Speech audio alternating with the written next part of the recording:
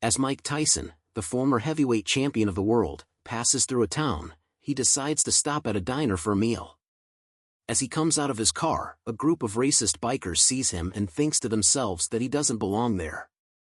They decide to start trouble by attacking him, unaware that they have just messed with the world's toughest boxer and are about to be taught a lesson they will never forget. The camera pans across the parking lot of a small-town diner, the space dominated by motorcycles and a boisterous group of men. In the center of this pack, a burly figure emerges. His name is Griff, and he is the leader of this gang. They sit outside the diner, drinking and laughing while making derogatory remarks about anyone who isn't part of their group, effectively intimidating passersby who might dare to challenge their presence. As Griff and his gang continue to revel in their brashness, unaware of the storm about to hit their town, Mike Tyson arrives at the diner in his black SUV. Despite his notoriety, he's dressed modestly in a hoodie and jeans, keeping a low profile as he visits an old friend.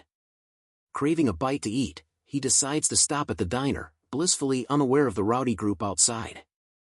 As Mike Tyson exits his SUV, his formidable presence catches the attention of those in the vicinity.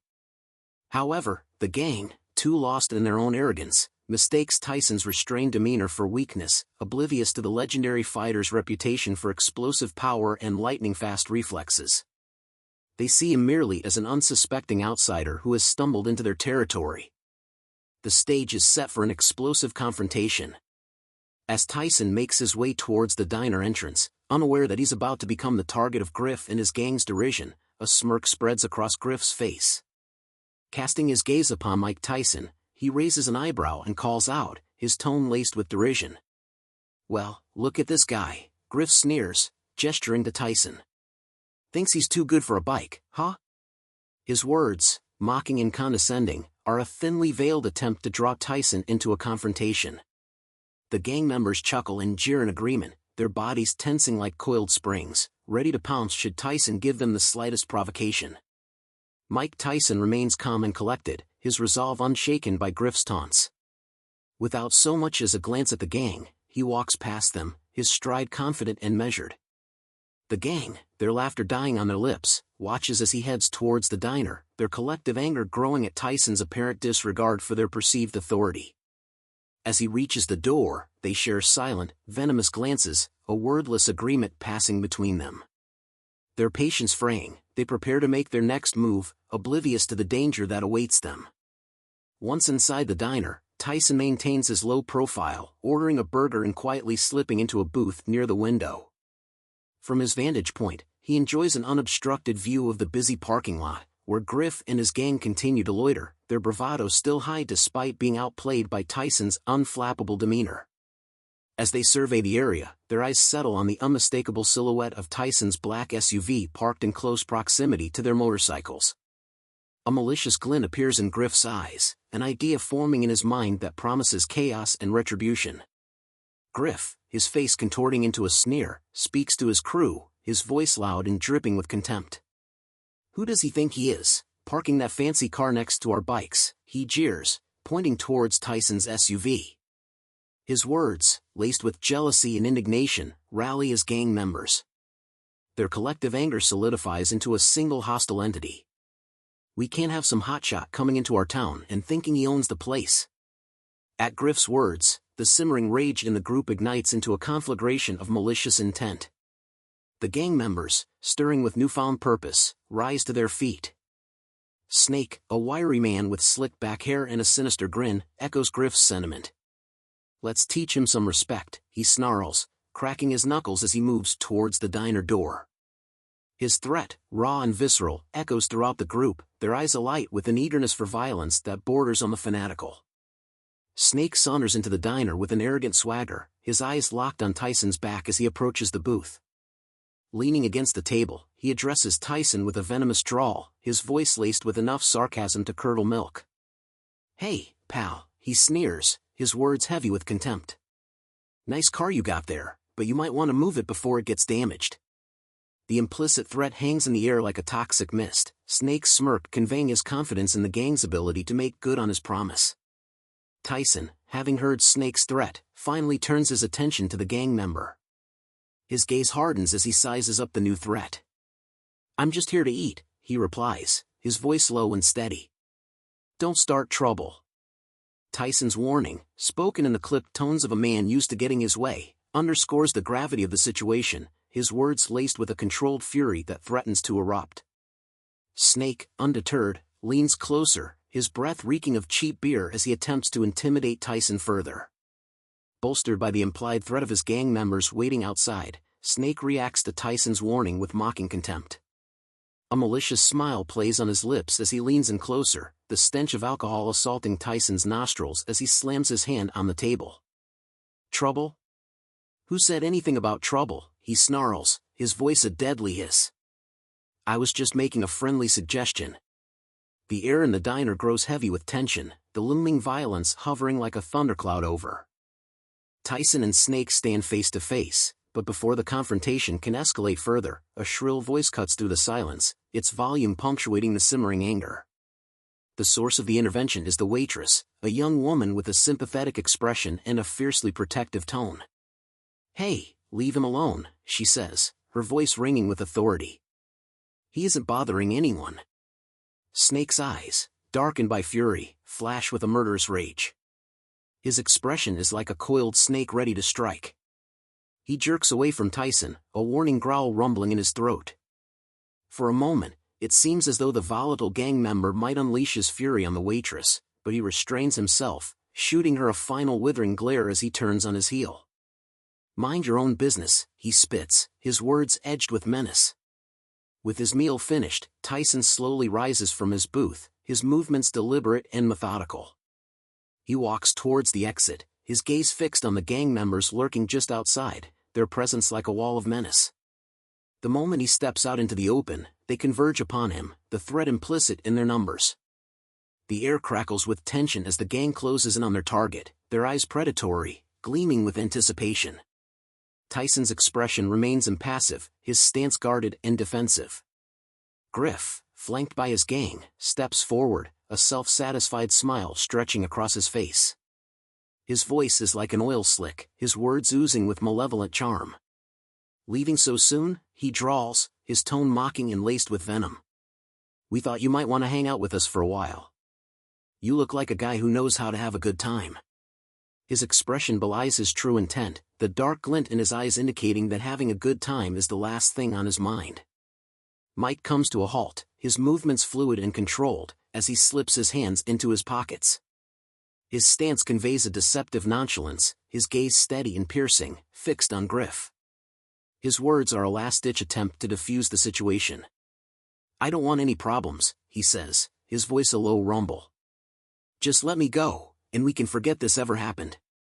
The gang, sensing Tyson's determination, exchanges glances, the group dynamic shifting as they struggle to decide their next move. Their confidence, bolstered by Griff's lead, erupts into mocking laughter, the sound sharp and cruel. The laughter is a deadly contagion, spreading throughout the group like wildfire until it threatens to drown out all other noise. Griff, emboldened by the group's support, takes a step closer, his finger jabbing into Tyson's chest. You're going to regret coming here, he hisses, his breath hot and heavy against Tyson's skin. We're going to teach you a lesson about respecting the iron wolves. Tyson, stoic in the face of Griff's assault, remains immobile, his expression unchanging. His body language conveys a quiet defiance. Enraged by this perceived disrespect, Griff raises his arm and gestures to his crew with a curt nod, the silent command sending a ripple of excitement through the gang. They surge forward, surrounding Tyson like a pack of wolves closing in on their prey, their movements taut with anticipation. Show him what happens when you mess with us, Griff growls, his voice brimming with raw rage. Like a coiled viper, Mike Tyson strikes. His movements are a blur of expertly executed punches. The gang members, caught off guard by the sudden attack, barely have time to react before Tyson's fists connect with their faces. The impact sends them reeling, the force of the blows echoing throughout the parking lot. The sickening crunch of bones and cartilage adds a chilling soundtrack to the violence. In mere seconds, two men crumple to the ground, unconscious and bleeding, their bodies contorted at unnatural angles. The remaining gang members stare at the crumpled forms of their comrades, their mouths agape in shock. For a moment, there is silence, a fleeting pause, before rage surges through their veins, overwhelming any lingering fear or hesitation. Griff, his eyes burning with hatred, reaches behind him and withdraws a heavy chain from his back pocket, the links glinting malevolently in the dying sunlight. His movement prompts another member to brandish a baseball bat, the weapon held high, his fingers clenched tightly around the handle.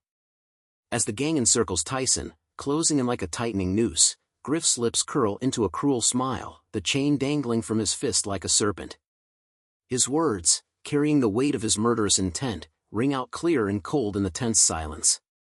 "Big mistake, tough guy," he snarls, his tone dripping with contempt. The words hang heavy in the air, underlining the gravity of the situation, the seriousness of which has become all too apparent to Tyson. Tyson, now in his element, cracks his knuckles, the sound a stark warning of the destruction he is capable of unleashing. His demeanor shifts, the calmness transforming into a steely intensity, the predatory gaze of a fighter ready to unleash hell upon his enemies.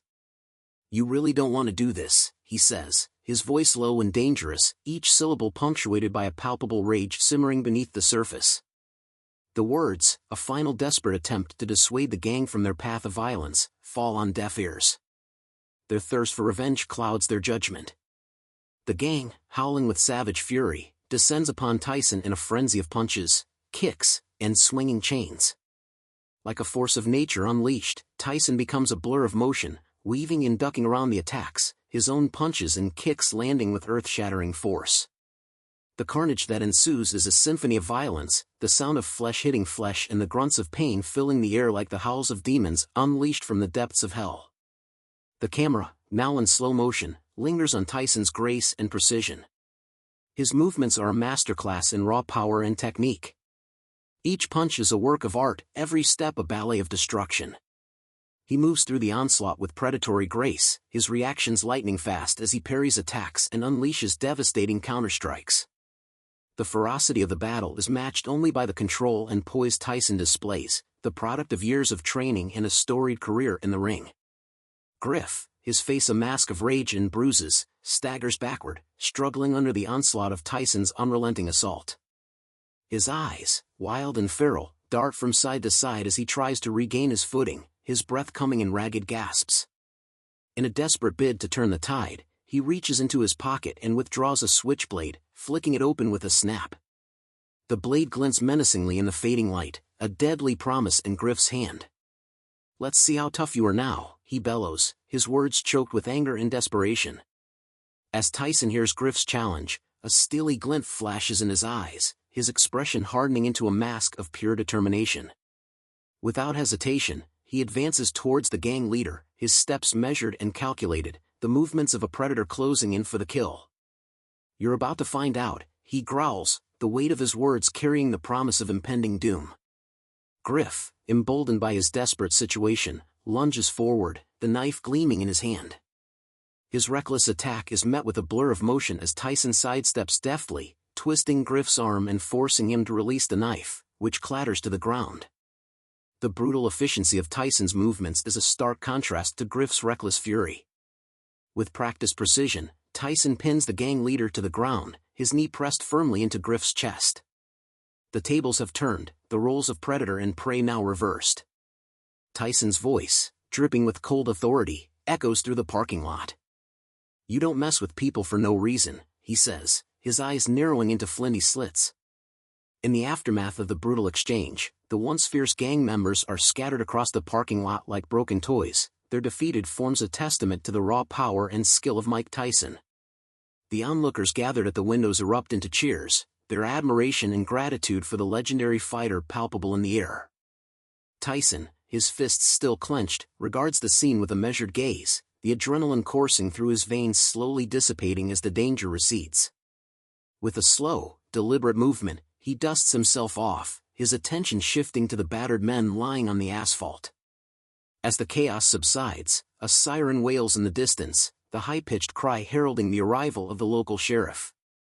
The lawman's cruiser screeches to a halt, its headlights casting stark beams across the carnage of the skirmish. Climbing out of the vehicle, the sheriff surveys the scene before him, taking in the beaten gang members and the triumphant figure of Tyson with a seasoned eye. A knowing grin spreads across his face as he approaches the legendary boxer, chuckling softly under his breath.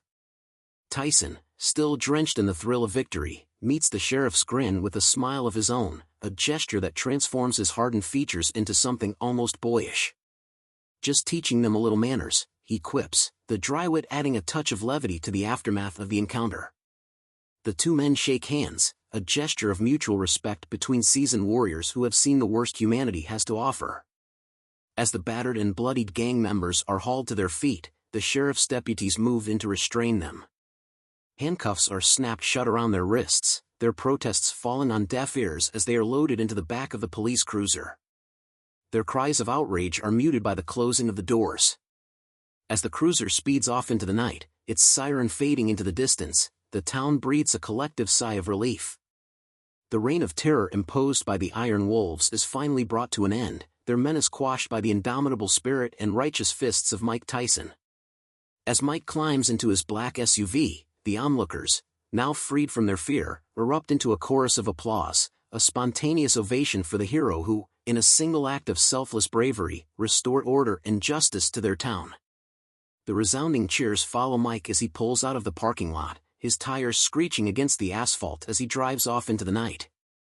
As the night deepens and the adrenaline subsides, Mike Tyson finds himself driving into the darkness, the highway stretching endlessly before him. His mind is still racing, the recent events playing back like a reel in his head. In his mind's eye, he sees himself standing amidst the chaos, a lone figure standing tall against the tide of violence. As the memories flicker across his consciousness, his voice echoes in a low, contemplative murmur, his words a culmination of years of experience, a truth forged in the fires of his legendary career.